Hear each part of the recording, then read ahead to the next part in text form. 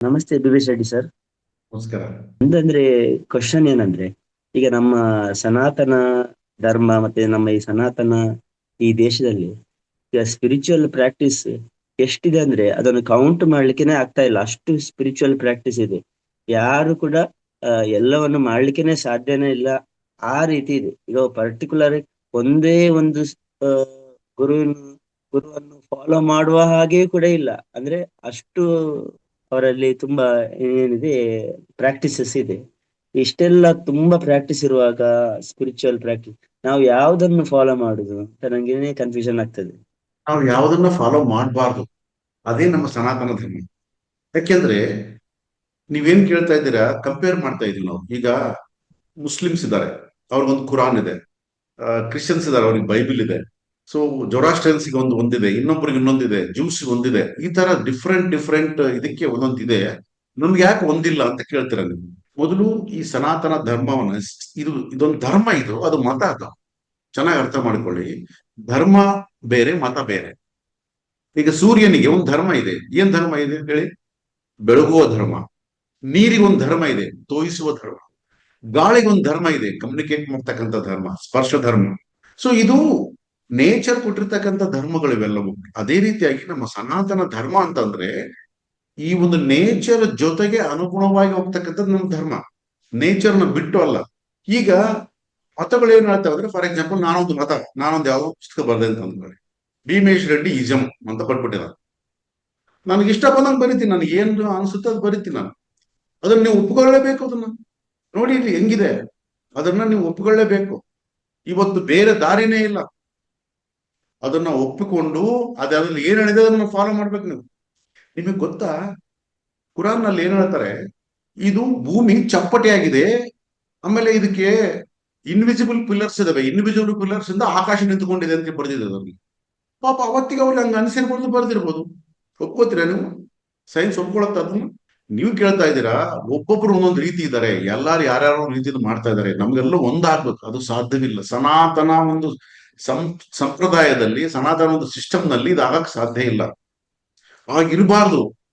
ಅದಕ್ಕಾಗಿ ನಮಗೆ ಮುಕ್ಕೋಟಿ ದೇವತೆಗಳು ಯಾಕೆ? ಏನ್ ಸಿಕ್ಕರು ಅದನ್ನ ಪೂಜೆ ಮಾಡ್ತೀವಿ. ಕಲ್ಲು ಸಿಕ್ಕರೆ ಕಲ್ಲು ಪೂಜೆ ಮಾಡ್ತೀವಿ, ಮರ ಸಿಕ್ಕರೆ ಮರ ಪೂಜೆ ಮಾಡ್ತೀವಿ, ಗಂಗೆ ಅಂತೀವಿ, ನೀರಿಗೆ ಪೂಜೆ ಮಾಡ್ತೀವಿ.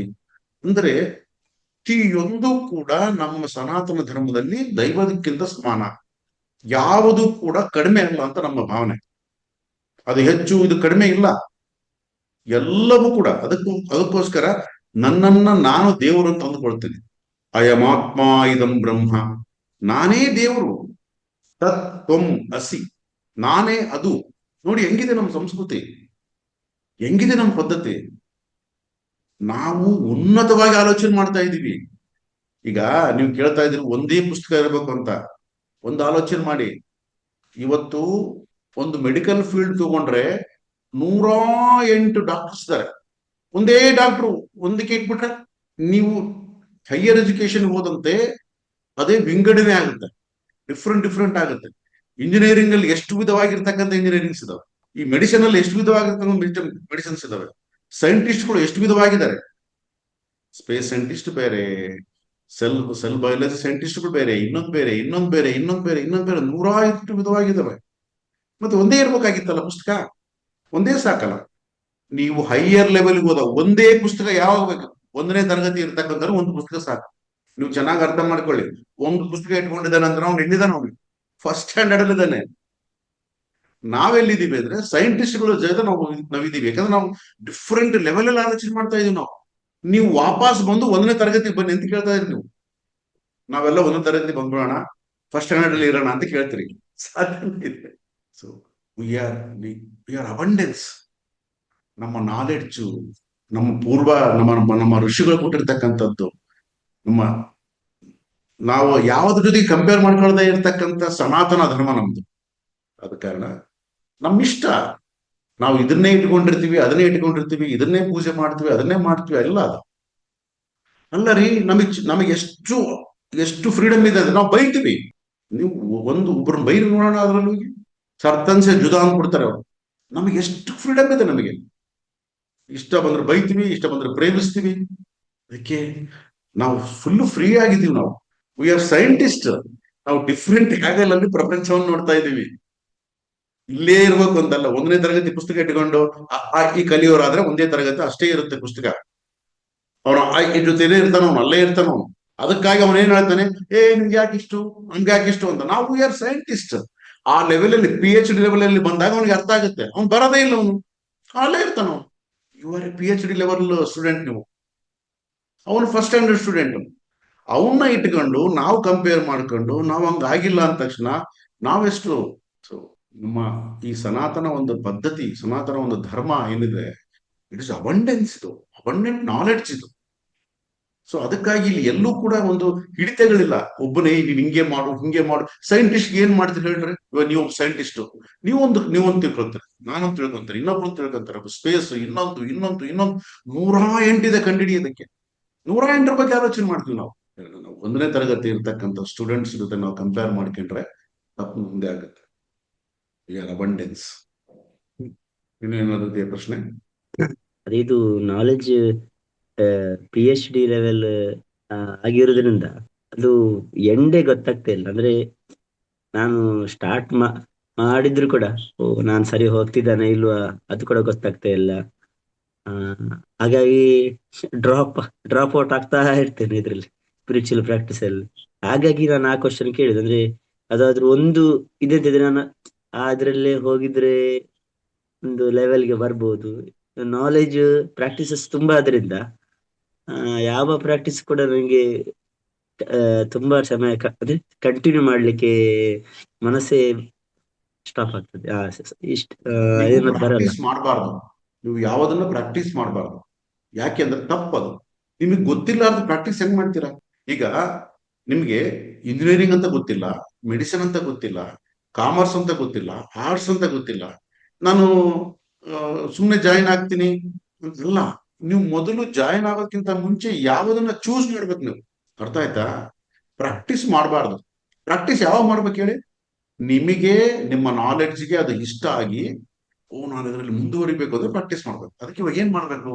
ನಾಲೆಡ್ಜ್ ನ ಸೇಕರಣೆ ಮಾಡ್ಬೇಕು. ನೀವು ತಿಳ್ಕೋಬೇಕು, ಲೈಫ್ನ ಪುಸ್ತಕ ಓದಬೇಕು, ತಿಳ್ಕೋಬೇಕು, ಕೇಳಿಸ್ಕೋಬೇಕು. ಅಂಟಿಲ್ ಅನ್ಲೆಸ್ ನಿಮಗೆ ಒಂದು ಒಂದು ಸ್ಟಬರ್ನ್ ಒಂದು ಒಂದು ಒಂದು ಇಷ್ಟ ಆಗೋವರೆಗೂ ಕೂಡ ನೀವು ಯಾವುದನ್ನು ಪ್ರಾಕ್ಟೀಸ್ ಮಾಡಬಾರ್ದು. ಮೊದಲು ಫ್ರೀ ಆಗಿ ನೀವು ಅದನ್ನ ಮಾಡಿ ಇದು ಮಾಡಿ ಯಾವುದು ಮಾಡಬೇಡಿ. Just free for your self. Free ಆಗಿ ಫಸ್ಟ್ ತಿಳ್ಕೊಳ್ಳಿ, ನಾಲೆಡ್ಜ್ನ ಸೇಕರಣೆ ಮಾಡಿ ತಿಳ್ಕೊಳ್ಳಿ. ಪ್ರಾಕ್ಟೀಸ್ ಯಾವಾಗ ಮಾಡ್ಬೇಕು ಹೇಳಿ? ಯಾವಾಗ ಮಾಡ್ಬೇಕು ಅಂತಂದ್ರೆ, ನಿಮಗೆ ಏನಾದ್ರೂ ಅದರಲ್ಲಿ ನಾನು ಇನ್ನೂ ಮುಂದುವರಿಬೇಕು, ಇನ್ನೂ ತಿಳ್ಕೋಬೇಕು, ಪ್ರಾಕ್ಟೀಸ್ ಮಾಡ್ಬೇಕು. ನೀವು ಯಾಕೆ ಪ್ರಾಕ್ಟೀಸ್ ಮಾಡ್ತೀರಾ? ಏನ್ ಪ್ರಾಕ್ಟೀಸ್ ಮಾಡ್ತೀರಾ? ಈಗ ಏನ್ ಮಾಡ್ತಾ ಇದೀವಿ ನಾವು? ಆ ಸ್ವಾಮೀಜಿ ಹೇಳಿದ್ರು ಅದನ್ನೊಂದು ಕೆಲವು ದಿನ ಮಾಡ್ತೀವಿ, ಇವ್ರೇನೇ ಹೇಳಿದ್ರು ಇದನ್ನ ಮಾಡ್ತೀವಿ, ಪೂಜೆ ಹೇಳಿದ್ರು ಪೂಜೆ ಮಾಡ್ತೀವಿ. ಇದು ಪ್ರಾಕ್ಟೀಸ್ ಅಲ್ಲ, ಇದು ಸಂಪ್ರದಾಯ. ಫಾರ್ ಎಕ್ಸಾಂಪಲ್, ನಮ್ಮ ಮನೆಯಲ್ಲಿ ಮದುವೆ ಕಾರ್ಯಕ್ರಮ ಇದೆ, ಒಂದು ಪೂಜೆ ಇದೆ, ಇದನ್ನ ಸಂಪ್ರದಾಯಬದ್ಧವಾಗಿ ಮಾಡ್ಬೇಕು, ಖುಷಿಯಾಗಿ ಮಾಡ್ಬೇಕು ಅದನ್ನ. ಅದು ಪ್ರಾಕ್ಟೀಸ್ ಅಲ್ಲ ಅದು. ನಮ್ಮ ಮನೆ ನೆಂಟರು ಬರ್ತಾರೆ, ನಾವು ಒಂದು ಪೂಜೆ ಕಾರ್ಯಕ್ರಮ ಇಟ್ಕೊಂಡಿರ್ತೀವಿ, ಒಂದು ಮದುವೆ ಕಾರ್ಯಕ್ರಮ ಇಟ್ಕೊಂಡಿರ್ತೀವಿ, ಮದುವೆ ಒಂದು 5-6 ದಿನ ಆಗುತ್ತೆ, ಆ ಎಲ್ಲರ ಜೊತೆ ಸಂಭ್ರಮ. ಅದು ಪ್ರಾಕ್ಟೀಸ್ ಅಲ್ಲ, ಅದು ಸಂಪ್ರದಾಯ. ಅದು ಆ ಸಂಪ್ರದಾಯಗಳೇ ನಮ್ಮ ಒಂದು ಈ ಸನಾತನ ಧರ್ಮವನ್ನ ಸಾವಿರ ವರ್ಷಗಳಿಂದ ಕಂಟಿನ್ಯೂ ಮಾಡ್ಕೊಂಡ್ ಬಂದಿರೋದು. ಇನ್ನೂ ಸಾವಿರ ವರ್ಷಗಳು ಸೂರ್ಯ ಇರೋವರೆಗೂ ನಾಳೆ ತಗೊಂಡು ಹೋಗೋದು. ನಾವು ಆ ಸಂಪ್ರದಾಯ ಮಾಡಬಾರ್ದು, ಇದು ಮಾಡಬಾರ್ದು, ಅವರೆಲ್ಲ ಹಂಗಿಲ್ಲ. ದಯವಿಟ್ಟು ಅದನ್ನ ಬಿಟ್ಬಿಡಿ. ನಮ್ಮ ಸಂಪ್ರದಾಯಗಳೇ ನಮ್ಮ ಸಂಭ್ರಮಾಚರಣೆಗಳು. ಅವಿದ್ರೇನೆ ನಾವಿರ್ತೀವಿ. ಲೈಫ್ ಅಂದ್ರೆ ಎಂಜಾಯ್ ರೀ. ಲೈಫ್ ಅಂತಂದ್ರೆ ಸೆಲೆಬ್ರೇಷನ್ಸ್. ಜೀವನ ಅನ್ನೋದು ಸೆಲೆಬ್ರೇಷನ್ ಇಲ್ಲ ಅಂದ್ರೆ ಜೀವನನೇ ಇಲ್ಲ. ಅದಕ್ಕೆ ನಮ್ಮವರು ಪ್ರತಿಯೊಂದರಲ್ಲೂ ಸೆಲೆಬ್ರೇಷನ್ಸ್ ನ ಆಚರಣೆ ಮಾಡ್ತಾರೆ. ಬೆಳಗ್ಗೆದ್ರೆ ಸೆಲೆಬ್ರೇಷನ್ ನಮ್ಮವ್ರಿಗೆ, ಒಂದು ಹಬ್ಬನೂ ಸೆಲೆಬ್ರೇಷನ್, ಹರಿದಿನ ಸೆಲೆಬ್ರೇಷನ್, ಒಂದು ಉಪವಾಸನೂ ಸೆಲೆಬ್ರೇಷನ್. ನೋಡಿ, ಒಂದಿನ ಉಪವಾಸ ಇರ್ತಾರೆ, ಮರ್ದಿನ ಚೆನ್ನಾಗಿ ಊಟ ಮಾಡ್ತಾರೆ. ಅದನ್ನ ಸೆಲೆಬ್ರೇಷನ್ ಮಾಡ್ತಾರೆ ಅದನ್ನ. ಅದಕ್ಕೆ ಸಂಪ್ರದಾಯಗಳಿಗೂ ಆಧ್ಯಾತ್ಮಿಕಕ್ಕೂ ಲಿಂಕ್ ಮಾಡ್ಕೊಳಕ್ ಹೋಗ್ಬೇಡಿ, ಅದು ಕನ್ಫ್ಯೂಷನ್ ಆಗ್ಬಿಡುತ್ತೆ. ಸಂಪ್ರದಾಯಗಳನ್ನು ಸಂಪ್ರದಾಯವಾಗಿ ಆಚರಣೆ ಮಾಡಿ. ಅದನ್ನ ಆಚರಣೆ ಮಾಡ್ತಾ ಇದ್ದೀನಿ, ಇದನ್ನ ಪ್ರಾಕ್ಟೀಸ್ ಅಂದ್ಕೊಳಕ್, that is not a practice, ಅದು ಸೆಲೆಬ್ರೇಷನ್. ಅದು. ಸೊ ನಿಮಗೆ ಏನಾದ್ರೂ ಪ್ರಾಕ್ಟೀಸ್ ಮಾಡಿ, ನಾನು ಧ್ಯಾನ ಮಾಡ, ಯಾಕೆ ಮಾಡ್ಬೇಕು ಧ್ಯಾನ? ವೈ? ಏನ್ ಕಾರಣ ಮಾಡ್ತೀನಿ ಧ್ಯಾನ? ಮಾಡಬೇಡಿ. ಪೂಜೆ ಮಾಡ್ಬೇಕು, ಮಾಡಿ, ಯಾಕಂದ್ರೆ ಸಂಪ್ರದಾಯ. ಫಸ್ಟ್ ಧ್ಯಾನ ಮಾಡೋದಕ್ಕಿಂತ ಮುಂಚೆ ಧ್ಯಾನ ಯಾಕೆ ಮಾಡಬೇಕು ಅನ್ನೋ ಒಂದು ನಾಲೆಡ್ಜ್ ತಗೊಳ್ಳಿ. ಸುಮ್ಮನೆ ಯಾರೋ ಪಕ್ಕದಲ್ಲಿ ಹೇಳಿದ್ರು ಅವ್ರು ಹೇಳಿದ್ರು ಧ್ಯಾನ ಮಾಡೋದು ಏನಾಗುತ್ತೆ, ಅದೆಲ್ಲ ಏನೂ ಆಗಲ್ಲ. ನಾಲೆಡ್ಜ್ ಇಲ್ಲದೆ ಪ್ರಾಕ್ಟೀಸ್ ನ ಮಾಡಕ್ ಹೋಗ್ಬೇಡಿ. ಬಟ್ ನಾಲೆಡ್ಜ್ ಇಲ್ಲದೆ ಸಂಪ್ರದಾಯಗಳನ್ನ ಮಾಡಿ. ಆ ಸಂಪ್ರದಾಯಗಳಲ್ಲಿ ಈಗಾಗಲೇ ನಾಲೆಡ್ಜ್ ಇದೆ, ಅದು ನಮಗೆ ಅರ್ಥ ಆದ್ರೂ ಅರ್ಥ ಆಗದೆ ಇದ್ರು ದಟ್ ಇಸ್ ಸೆಲೆಬ್ರೇಷನ್ಸ್, ಅದನ್ನ ಮಾಡಿ. ಓಕೆ ಸರ್, ಆನ್ಸರ್ ಸಿಕ್ಕಿದ್ದು. ಓಕೆ. ನಾನೀಗ ಒಂದು ಈಗ ಯೂಟ್ಯೂಬ್ ಚಾನೆಲ್ ನಾನು ತುಂಬಾ ಮೊದಲು ತುಂಬಾ ಬೇರೆ ಬೇರೆ ಫಾಲೋ ಮಾಡ್ತಾ ಇದ್ದೆ. ನಂಗೆ ಅದು ಎಲ್ಲವೂ ಕೂಡ ಒಂದಕ್ಕೊಂದು ಕಾಂಟ್ರಡಿಕ್ಟರಿ ಅಂತರ ಅನಿಸ್ತಾ ಇತ್ತು. ಅದಕ್ಕೆ ಸದ್ಯಕ್ಕೆ ಈಗ ನಿಮ್ದು ಅಟ್ಲೀಸ್ಟ್ ನಿಮ್ಮದಾದ್ರು ಕರೆಕ್ಟ್ ಒಂದು ನಾಲೆಜ್ ತಗೊಳ್ಳುವ ಅಂತ ಈಗ ನಾನು ಫಾಲೋ ಮಾಡ್ತಿದ್ದೇನೆ ಯೂಟ್ಯೂಬ್ ಚಾನೆಲ್. ನಮ್ಮ ಉದ್ದೇಶ ಏನು ಅಂತಂದ್ರೆ ಈ ಎಲ್ಲ ಈ ಕಾಂಟ್ರಡಿಕ್ಟರಿ ಇದನ್ನ ಬಿಟ್ಬಿಟ್ಟು ಒಂದು ಒಂದು ಒಂದು ಸಿಂಪಲ್ ಆಗಿ ಲೈಫ್ ನ ಸೆಲೆಬ್ರೇಟ್ ಮಾಡ್ತಕ್ಕಂಥ ಉದ್ದೇಶ. ಸುಮ್ಮನೆ ನೂರಾರು ಹೇಳ್ಬಿಡೋದು ನನಗೇನೋ ಗೊತ್ತು, ಅದು ಗೊತ್ತು, ಇದು ಗೊತ್ತು ತಗೊಂಡು ಏನ್ ಮಾಡ್ತಾರೆ, ಕನ್ಫ್ಯೂಷನ್ ಕ್ರಿಯೇಟ್ ಆಗುತ್ತೆ. ಕನ್ಫ್ಯೂಷನ್ ಮಾಡ್ಬಿಟ್ಟು ಇಲ್ಲದ್ದು ಇವಾಗ ಯಾರೋ ಬರ್ತಾರೆ, ಕನ್ಫ್ಯೂಷನ್ ಇದ್ದವನಿಗೆ ಏನ್ ಮಾಡ್ತಾರೆ, ಯಾರೋ ಬರ್ತಾರೆ ಒಂದು ನಿಮ್ದೆಲ್ಲ ಸರಿಗಿಲ್ಲ ಧರ್ಮ, ನಮ್ದು ಎಷ್ಟು ಚೆನ್ನಾಗಿದೆ ಬನ್ನಿ ಅಂದ ತಕ್ಷಣ ಹೋಗ್ಬಿಡ್ತಾನ. ಇದೆಲ್ಲ ಬೇಡಪ್ಪ, ಈ ಕನ್ಫ್ಯೂಷನ್ ಬೆಳೆ ಬೇಡ. ಹೀಗಾಗ್ತಾ ಇದೆ ನಮ್ದೆಲ್ಲ. ಸೊ ಅದಕ್ಕಾಗಿ ನಮಗೆ ಕನ್ಫ್ಯೂಷನ್ಸ್ ಬೇಡ, ನಮಗೆ ಪಕ್ಕ ಕ್ಲಾರಿಟಿ ಇದೆ. ನಮ್ಮ ನಮ್ಮ ನಮ್ಮ ಋಷಿಗಳು ಮುನಿಗಳು ಎಷ್ಟು ಪಕ್ಕ ಕ್ಲಾರಿಟಿ ಇದ್ದಾರೆ ಅಂತಂದ್ರೆ ಅಷ್ಟು ಪಕ್ಕ ಕ್ಲಾರಿಟಿ ಇದೆ. ಸೊ ಹೈವೇ ಹಾಕಿ ಕೊಟ್ಟಿದ್ದಾರೆ ನಮ್ಗೆ. ಆ ಹೈವೇ ಹೆಂಗಿದೆ ಅಂತಂದ್ರೆ ಅಮೆರಿಕದಲ್ಲೂ ಇಲ್ಲ ಅಂತ ಹೈವೇ ಇದೆ ನಮ್ಗೆ. ಅದನ್ನ ಬಿಟ್ಬಿಡ್ತಾ ಇದೀವಿ, ಬಿಟ್ಬಿಟ್ಟು ನಾವೆಲ್ಲೆಲ್ಲೋ ಪಕ್ಕಕ್ಕೆ ಅಡ್ಡಾಡ್ತಾ ಇದೀವಿ. ಜಸ್ಟ್ ನಾವು ಹೈವೇ ಬಂದ್ಬಿಟ್ರೆ ಸಾಕು, ಸುಮ್ಮನೆ ಕರ್ಕೊಂಡು ಹೋಗುತ್ತದೆ. ಸೊ ಅದಕ್ಕಾಗಿ ನಾವು ಯಾವ ಒಂದು ಹೊರಗಡೆ ಬಂದು ಜನಗಳಿಗೆ ಕಟ್ಟಿಕೊಂಡು ನಾವು ಮಾಡ್ಬೇಕಾಗೂ ಇಲ್ಲ, ಯಾವುದೂ ಇಲ್ಲ. ನಾನು ಬಿಸಿನೆಸ್ ಮಾಡ್ತಾ ಇದ್ದೀನಿ, ನನಗೆ ಅಲ್ಲಿ ಟೈಮ್ ಸಿಗುತ್ತೋ ಆ ಟೈಮ್ ಸಿಕ್ಕಾಗ ನಾಲ್ಕು ಮಾತು ಮಾತಾಡ್ತಾ ಇದ್ದೀನಿ. ಬಿಟ್ರೆ ನಾನು ಒಂದು ಇದೇ ತರ ಗುರುಗಳಾಗಿ ಅದಾಗಿ ನನ್ಗೆ ಇಷ್ಟನೇ ಇಲ್ಲ. ನಾನು ಹಿಂಗೆ ಇರ್ಬೇಕಂತ ಆಸೆ ನನಗೆ. ಸೊ ಎಲ್ಲರ ಜೊತೆ ಸಮಾನವಾಗಿ ಇದ್ದು ಆಲೋಚನೆ, ನೀವು ನಿಮ್ಮಂತವ್ರಿಗೆ ಒಂದು 4 ಆಲೋಚನೆ ಮಾಡ್ತಕ್ಕಂಥ ಒಂದು ಅವಕಾಶ ಕೊಟ್ರೆ ನೀನ್ ನಾಳೆ 100 ಜನ 1000 ಜನ ಚೇಂಜ್ ಮಾಡ್ತೀನಿ. ನಿನಗೆ ನಾಲೆಡ್ಜ್ ಬಂತು ಅಂದ್ರೆ ನಾಳೆ 10,000 ಜನ ಬಂದು ಕುತ್ಕೊಂಡ್ರು 10,000 ಜನ ಬಾರಿಸ್ತೀಯ ನೀನು. ಇವಾಗ ಏನ್ ಮಾಡ್ತೀಯ, ನಾಳೆ ಯಾವನೋ ಬಂದು ಹೇಳಿದ್ರೆ ಹೌದಲ್ಲ ನಿಜ ಅಲ್ಲ, ನಮ್ದು ಯಾಕಪ್ಪ ಇಷ್ಟೆಲ್ಲ 108 ಇದೆ, ಒಂದು ಕರೆಕ್ಟ್ ಅಲ್ಲ, ಒಂದೇ ಇದ್ಬಿಟ್ರೆ ಸಾಕಲ್ಲ, ಒಂದೇ ಪುಸ್ತಕ ಫಾಲೋ ಮಾಡ್ಬೋದಲ್ಲ, ನೋಡಿ ಅವರೆಲ್ಲ ಹೆಂಗಿದೆ, ಶುಕ್ರವಾರ ಎಲ್ಲ ಕರೆಕ್ಟ್ ಆಗಿ ಮಾಡಿ ಹೋಗ್ತಾ ಇದಾರೆ, ಸಂಡೆ ಇವ್ರು ಚರ್ಚಿಗೆ ಹೋಗ್ತಾ ಇದಾರೆ, ನಾವ್ ಯಾಕೆ ಹಿಂಗಿಲ್ಲ. ನಮಗೆ ಈ ತರ ಕನ್ಫ್ಯೂಷನ್ಗಳು ಬಂದ್ಬಿಡ್ತವೆ. ಅವಾಗ ಏನಾಗುತ್ತೆ, ನಮ್ಮನ್ನ ನಾವು ಕಡಿಮೆ ತಂದ್ಕೊಂಡ್ಬಿಡ್ತೀವಿ. ಯಾವತ್ತೂ ಕೂಡ ನಾವು ಇರ್ತಕ್ಕಂಥ ಸ್ಟೇಜ್ ಏನು, ಅವರು ಕೂಡ ನಮ್ ಫಸ್ಟ್ ಸನಾತನದಲ್ಲೇ ಇದ್ರು ಎಲ್ಲರೂ. ಈ 2000 ವರ್ಷಗಳಿಗಿಂತ ಮುಂಚೆ ಏನಿತ್ತು, ಎಲ್ಲ ಸನಾತನವಾಗಿತ್ತು. ಇದಕ್ಕಾಗಿ ನೋಡಿ, ಕಾಡಲ್ಲಿರೋ ಜನ ಕಾಡಲ್ಲಿ ತರ ಅವರು ತಮಗೆ ಇಷ್ಟ ಬಂದಂಗೆ ಇರ್ತಾರೆ, ನಾಡಲ್ಲಿರ್ತಕ್ಕಂಥವ್ರು ನಮಗಿಷ್ಟ ಬಂದಂಗೆ ಇರ್ತೀವಿ, ಊರಲ್ಲಿ ಇರ್ತಕ್ಕಂಥವ್ರು ಅವ್ರಿಗೆ ಇಷ್ಟ ಬಂದಂಗೆ ಇರ್ತಾರೆ. ಅದಕ್ಕಾಗಿ ನಮಗೆ ಒಂದು ಭೇದ ಇಲ್ಲ, ನಾವು ಭಿನ್ನತ್ವದಲ್ಲಿ ಏಕತೆಯನ್ನು ಒಂದು ಕಾಣ್ತೀವಿ ನಾವು. ಅವ್ರು ಏಕತೆಯಲ್ಲಿ ಇರ್ಬೇಕು ಅಂತ ಹೇಳ್ತಾರೆ, ಹಾಗಿರಕ್ ಸಾಧ್ಯ ಇಲ್ಲ. ಬಿಕಾಸ್ ನೀನೇ ಬೇರೆ ನಾನೇ ಬೇರೆ, ನಿನ್ನ ಆಲೋಚನೆ ಬೇರೆ ನನ್ನ ಆಲೋಚನೆ ಬೇರೆ. ಸೊ ನಾವು ಏನು ಯಾರಿಗೂ ಓಟ್ ಹಾಕಿದಂಗೆ ಹೋಗ್ಬಿಟ್ಟು ಒಂದಿನ ಯಾವತ್ತು 5 ವರ್ಷಕ್ಕೆ ಒಂದ್ಸಲ ಓಟ್ ಹಾಕಿದ್ ಮತ ಅದು ಒಂದು ಕ್ಷಣದಲ್ಲಿ ಮುಗಿದೋಗುತ್ತೆ ಕೆಲಸ. ಇದು ಲೈಫ್ ಲಾಂಗ್ ಒಂದನ್ನೇ ಇಟ್ಕೊಂಡು ಕುತ್ಕೋಬೇಕಂದ್ರೆ ಬಹಳ ಕಷ್ಟ. ಅದರಲ್ಲಿ ಏನು ಇಲ್ಲ ಅದರಲ್ಲಿ. So you are a scientist, ಸನಾತನಿ ಅಂದ್ರೆ ಯು ಆರ್ ಎ ಸೈಂಟಿಸ್ಟ್. ನಾನು ಆ ಪ್ರೌಡ್ ಫೀಲ್ ಆಗ್ಬೇಕು ನಾನು ಯಾವತ್ತೂ ಕೂಡ, ನನ್ನನ್ನು ನಾನು ಕಡಿಮೆ ಮಾಡ್ಕೊಳಕ್ ಹೋಗ್ಬಾರ್ದು. So you have to gather the knowledge. First ನೀವು ನಾಲೆಡ್ಜ್ ತಗೊಳ್ಳಿ, ಸರಿಯಾಗಿ ತಿಳ್ಕೊಳ್ಳಿ, ಅರ್ಥ ಮಾಡ್ಕೊಳ್ಳಿ. ಫಸ್ಟ್ ನೀವು ಭಗವದ್ಗೀತೆನ ಓದಕ್ ಶುರು ಮಾಡಿ. ಅದು ಅರ್ಥ ಆಗುತ್ತಾ ಬಿಡುತ್ತಾ ಅಲ್ಲ, ಸುಮ್ಮನೆ ಓದಕ್ ಶುರು ಮಾಡಿ, ನೋಡಿ ನಿಮ್ಮಲ್ಲಿ ಎಷ್ಟು ಚೇಂಜಸ್ ಬರುತ್ತೆ. Thank you sir. ನಿಮ್ಮ ಹೆಸರು? ಪ್ರಸಾದ್ ಅಂತ. ಸರ್ ಎಲ್ಲಿಂದ? ಇದು ಮಂಗಳೂರು, ಓ, ಸುರತ್ಕಲ್. ಮಂಗಳೂರಿಂದ. ತುಂಬಾ ಸಂತೋಷ ಆಯ್ತು ನಿಮ್ಮ ನೋಡಿದ್ದು. ನಮ್ಗೆ ಕೂಡ ತುಂಬಾ ಖುಷಿ ಆಯ್ತು ಸರ್, ನೀವೀಗ ಯೂಟ್ಯೂಬ್ ಚಾನಲ್ ಅಲ್ಲಿ ಮಾಡ್ತಿದ್ರಲ್ಲ, ನಮ್ಗೆ ತುಂಬಾ ಖುಷಿ. ಯಾಕಂದ್ರೆ ಇಲ್ಲದ್ರೆ ನಿಮ್ಮ ನಾಲೆಜ್ ನಮ್ಗೆ ರೀಚ್ ಆಗ್ತಾ ಇರ್ಲಿಲ್ಲ. ನೀವೇನಾದ್ರೂ ಕ್ಲಾಸ್ ಅಥವಾ ಪ್ರೋಗ್ರಾಮ್ ಮಾಡಿದ್ರೆ ಮಾತ್ರ ನಾವು ಅಲ್ಲಿಗೆ ಬಂದ್ರೆ ಮಾತ್ರ ನಮ್ಗೆ ಸಿಗ್ತಾ ಇತ್ತು, ಅದು ಕೂಡ ಲಿಮಿಟೆಡ್. ಆ ಒಂದು ದಿವಸದಲ್ಲಿ ಸ್ವಲ್ಪ ನಾಲೆಜ್ ಅದೇನ ಇದ್ರಲ್ಲಿ ಒಂದು ದಿವಸದಲ್ಲಿ ಕೂಡ ಒಂದು 3-4 ಗಂಟೆ ಸಿಕ್ಕರೆ ಅದೇ ದೊಡ್ಡ ವಿಷಯ. ಬಟ್ ಇದರಿಂದ ಏನಾಗುತ್ತೆ, ಈ ಯೂಟ್ಯೂಬ್ ಚಾನಲ್ ಇಂದ ನಿಮ್ಮ ನಾಲೆಜ್ ನಮ್ಗೆ ಸಿಗುತ್ತೆ, ಇನ್ನೊಂದು ಅದು ಪರ್ಮನೆಂಟ್ ಆಗಿರುತ್ತೆ. ಅಂದ್ರೆ ಆ ನಾವ್ ಇರ್ಲಿ ಬಿಡ್ಲಿ ಆ ಒಂದು ನಾಲೆಜ್ ಅಲ್ಲೇ ಇರುತ್ತೆ. ಎನಿ ಟೈಮ್ ಫ್ಯೂಚರ್ ಅಲ್ಲಿ ಯಾರಿಗೂ ಕೂಡ ಅದನ್ನು ತಗೊಳ್ಬಹುದು ಆ ನಾಲೆಜ್. ಹಾಗಾಗಿ ನನ್ನ ಪ್ರಕಾರ ಇದು ನಿಮ್ದು ಬೆಸ್ಟ್ ಡಿಸಿಷನ್ ಅಂತ ನಂಗೆ ಅನಿಸುತ್ತೆ, ಅಂದ್ರೆ ನಮ್ಮ ದೃಷ್ಟಿಯಲ್ಲಿ. ಅದಕ್ಕಾಗಿ ನಿಮ್ಗೆ ಸಂತೋಷ ಆಯ್ತು. ಥ್ಯಾಂಕ್ ಯು ಅಂತಲೇ ಹೇಳ್ಬೇಕು. ತುಂಬಾ ನಿಮ್ಗೂ ಮತ್ತೆ ಹರೀಶ್ ಇಬ್ರು ಕೂಡ ತುಂಬಾ ಒಳ್ಳೆ ಆಕ್ಚುಲಿ ಹೆಲ್ಪ್ ಮಾಡ್ತಿದ್ರಿ. ಅಂದ್ರೆ ನಮ್ಮೆಲ್ಲ ಕನ್ಫ್ಯೂಷನ್ ಅನ್ನು ಸ್ವಲ್ಪ ಕಮ್ಮಿ ಮಾಡಿ ಇದು ನಾರ್ಮಲ್ ಸ್ಥಿತಿಗೆ ತರ್ಲಿಕ್ಕೆ, ಸೆಟಲ್ ಮಾಡ್ಲಿಕ್ಕೆ. Yes. ಇಲ್ಲ ನಾವ್ ಎಲ್ಲೆಲ್ಲಿ ಹೋಗಿರ್ತೇವೆ ಸ್ಪಿರಿಚುವಲ್ ಅದು ಇದು ಅದು ಇದು ಅಂತ, ಏನು ಇನ್ನೊಬ್ಬರ ಹತ್ರ ಮಾತಾಡುವಾಗ ನಮ್ಗೆ ಏನು ನಮ್ಮಲ್ಲಿ ಶಕ್ತಿ ಇರುದಿಲ್ಲ ಅದನ್ನು ಇದ್ ಮಾಡ್ಲಿಕ್ಕೆ, ಡಿಫೆಂಡ್ ಮಾಡ್ಲಿಕ್ಕೆ. ಥ್ಯಾಂಕ್ ಯು ಸರ್, ನೀವು ಒಂದೇ ಕಂಟಿನ್ಯೂ ಮಾಡಿ. ಡಿಫೆಂಡ್, ಯಾರೇ ಬರ್ಲಿ ಒಂದೇ ಒಂದು. ಸೊ ನಾನ್ ಸೈಂಟಿಸ್ಟು, ನೀನ್ ಫಸ್ಟ್ ಸ್ಟ್ಯಾಂಡರ್ಡ್ ಅಷ್ಟೇ. ಹಾ. ಹೌದು. ಓಕೆ, ಅದು ನಾವೀಗ ಮೇಲೆ ರೈಸ್ ಮಾಡ್ತಾ ಇದ್ದೇವೆ. ಆ, ಹಾಗೆ ನಿಮ್ಮಿಂದ ನಾಲೆಜ್ ಎಲ್ಲ ಪಡೆದು ಪಡೆದು ಮತ್ತೆ ಇನ್ನು ಸೈಂಟಿಸ್ಟ್ ಆಗ್ಬೇಕು ಹಾಗೆ. ಅಲ್ಲ, ಯು ಆರ್ ಎ ಸೈಂಟಿಸ್ಟ್. ಅದು ನಾನು ಅದನ್ನ ಏನಾಗ್ತಾ ಇದೆ, ನಾನು ಈಗಾಗಲೂ ಸೈಂಟಿಸ್ಟ್, ನಾನು ಮರ್ತು ಬಿಟ್ಟಿದ್ದೀನಿ ನಾನು. ಹಾ. ನಮಗೆ ಮರ್ತು ಬಿಟ್ಟಿದೀವಿ ನಾವು. ಈಗ ನಮ್ಮ ಕೆಲಸ ಬರೀ ಗುರ್ತಿಸೋದು, ನೀನ್ ಸೈಂಟಿಸ್ಟ್ ಅಪ್ಪ ಅಂತ ಹೇಳೋದು ನಮ್ಮ ಕೆಲಸ. ಹ್ಮ್. ನಾವು ಏನು ಮಾಡ್ತಾ ಇಲ್ಲ, ಯಾಕಂದ್ರೆ ಹೊಸ ನಾಲೆಡ್ಜ್ ಏನು ಬೇಕಾಗಿಲ್ಲ. ಇದು ಹೊಸದು ಅಂತ ಏನು ಇಲ್ವೇ ಇಲ್ಲ.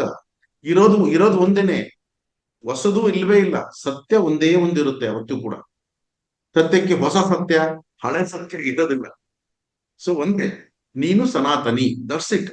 ನೀನೇ ಸನಾತನಿ, you are the god. So ನೀನು ದೇವರು ಅಂತ ನಾವು ಹೇಳ್ತಾ ಇದೀವಿ ಅಂದ್ರೆ ಏನರ್ಥ?